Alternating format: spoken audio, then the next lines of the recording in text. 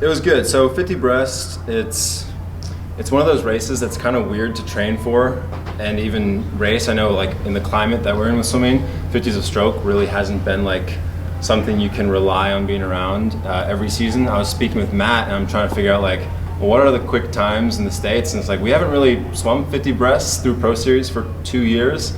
So for me, it's a bit of a kind of a learning opportunity every time I race it, even though I do 50s of stroke a lot. But I adjusted a few major things off of prelims, which I feel like it's kind of a recurring theme for this meet. Been making a lot of silly mistakes in the morning and trying to clean it up at night, and so that's what I did. I ended up swimming a great, probably 45 meters and lost it all in the flags to Dennis. So he had a really good meet. He's been closing and finishing much more efficiently than I have, and so that's kind of where it fell apart. But I think the execution in cleaner in the breakout and a little more tempo and a narrower split for me was all the difference for a little faster than this morning.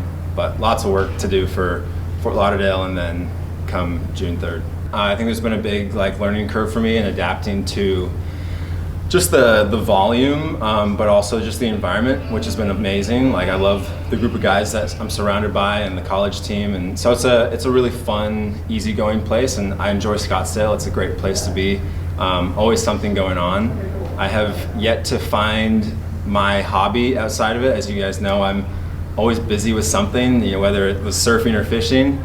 I do kind of want to get into like riding dirt bikes again, but I feel like my girlfriend and everyone around me is going to say that's a bad idea, but we'll find something. It was nice for the pro group because we got really close, and obviously everything we do anyway is pretty tailored to our needs. It was interesting going through, obviously my whole career I've swum on my own, so everything is always about me, to now half of us are tapering and half of us are just getting our asses kicked every day. So it was a bit of a mind game trying to walk into practice knowing what I'm going to be doing is looking a lot different to the rest of the group.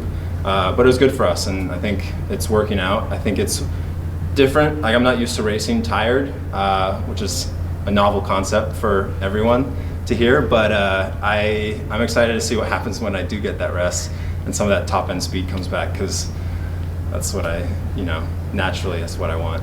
Probably the main thing is always going to be that 100 breast, 50s of stroke, especially now that 50s of stroke is not 5th priority, so there's less chance of me winning an event and getting kicked off the team at the end of the meet.